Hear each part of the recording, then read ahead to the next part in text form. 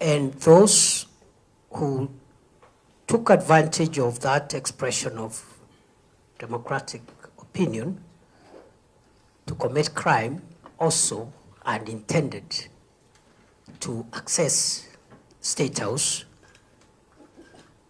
and take it over unconstitutionally. So that is the context in which I respond to this statement, Mr. Chair.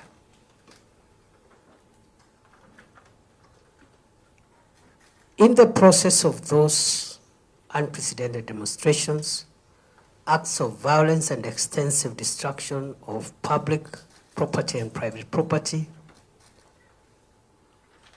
I have been asked to say how many people were arrested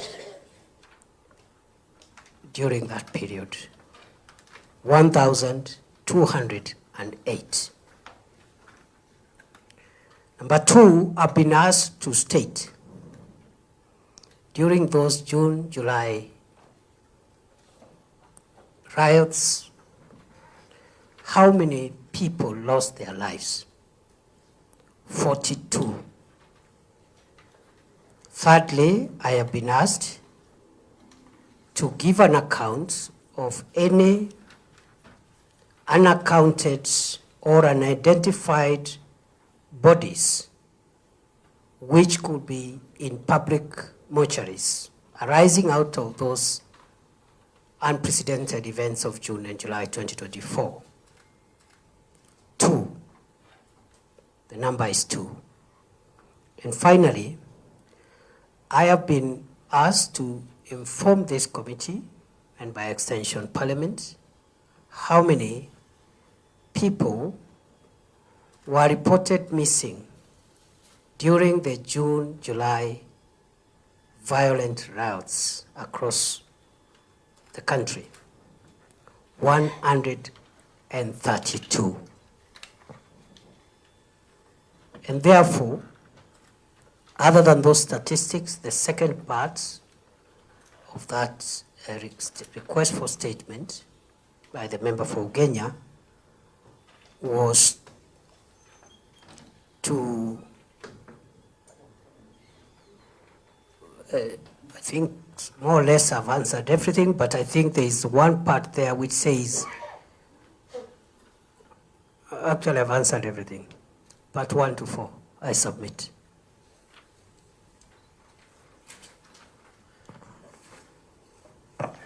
Thank you, Chair. Through you, Chair.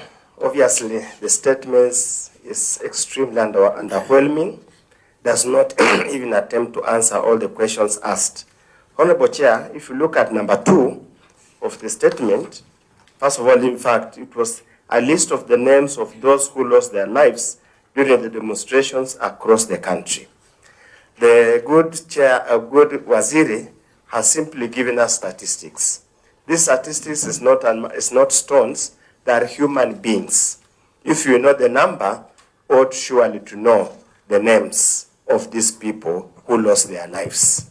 Number 2, Honorable Speaker, it is again unfair for the minister to indicate the government has got no policy of abduction and false disappearances. It has been common knowledge because these 132 members who are missing, where are they? They can't just miss out, cannot just disappear in thin air, and yet this is a country of Kenya. We have extensive security network in this country. Where are these people and who are they? They must have been reported. Whoever reported must have indicated who their names are, their ID numbers, and any form of identification. It will do good for this country, Honorable Speaker, Chair, if the Cabinet Secretary could be forthright and give us information, because I'm sure this is not classified information. Those who have died have been buried. Those who are missing have been reported and they are in the OB. It's not, it's not state secret. Probably if you answer that, you'll allow me to answer to request further questions, Chair. Anybody with a follow-up question to regarding the same? If none, we'll let the minister. Honorable Chair, I to some extent agree with the member on the adequacy of that response. And you will notice, Honorable Chair, that yesterday I had, my office had forwarded a statement which we asked to amend by the current statement that we submitted this morning. And the reason for that adjustment is as follows, that as I have said, the number of those who died is 42. But that statement had identified up to 30 of the deceased. So what I asked the police to do, I think it was just like, because the information is there, it has always been there. These numbers and who died where, in what circumstances, the context in which they died, some by bullet, others by mob, etc. That information is there. So I discovered that the information given was up to case number 30. So I asked them to update the other 12, because death is a legal consequence. And therefore, what I will be pleading with this committee is to be given 24 hours. You already have the statement that has up to 30 of the deceased. The other 12 could be provided as supplementary information in 24 hours. As I have said many times, the government of Kenya has nothing to hide. If a Kenyan died, we cannot hide the fact that a Kenyan has died. What we need to do is to find out the circumstances under which the Kenyan died and ensure that if there is culpability or culpability by any person, including a security official or a law enforcement agency, justice is served, because the law does not allow death outside what is permitted in law. To that extent, I agree the incompleteness of that response, and I beg for 24 hours to again supplement with a more detailed information that includes the last 12 of the cases that were not included in the list which I had forwarded already to the committee yesterday. Secondly, the member has talked about the policy.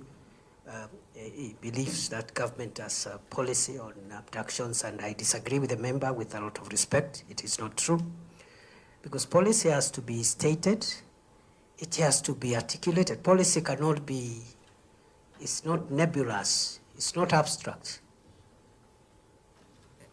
I, as the minister who is responsible, and including the president himself, have made it clear in public, in private, in all forums, that this administration does not condone abductions or extrajudicial killings or enforced disappearances.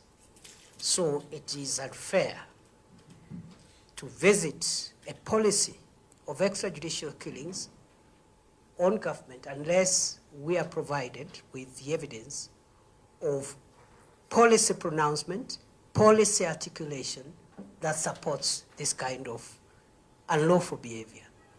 And going forward, I think the challenge we have, Chair, as a country, is just to make sure that anybody who breaks the law, even if they are law enforcement people, they are brought to account. And I think in the spirit of the national, the police and other security sector reforms which we have initiated, I want to promise Kenya that we will rein in on any excesses by law enforcement officials to use weapons that are bought with the taxes of the people of Kenya outside the law, to harm the people of Kenya, to kill the people of Kenya, or even to arrest them in a manner that is inconsistent with the Constitution.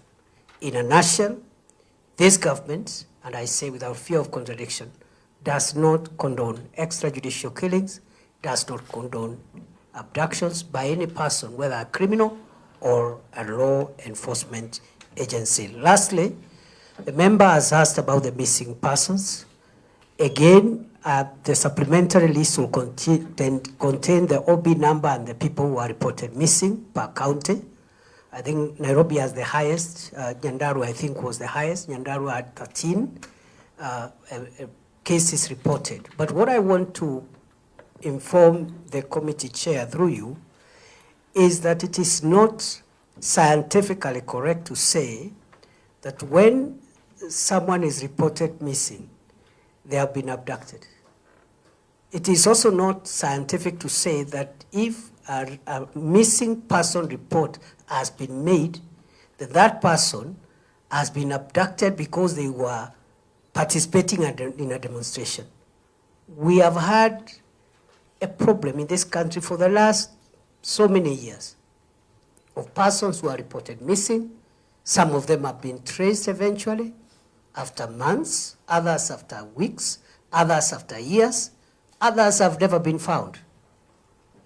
And therefore, while we got some missing person reports from actually across the country, incidentally including some of the parts of the country where the demonstrations were not violent or were not even present. And that breakdown per county is provided. And therefore, with the great respect to the committee, I want to submit, Chair, that again, just like the cases of the deceased people, those who died, though those who are reported missing, we continually to look for them, to trace them, and we are appealing for information that can help us trace them.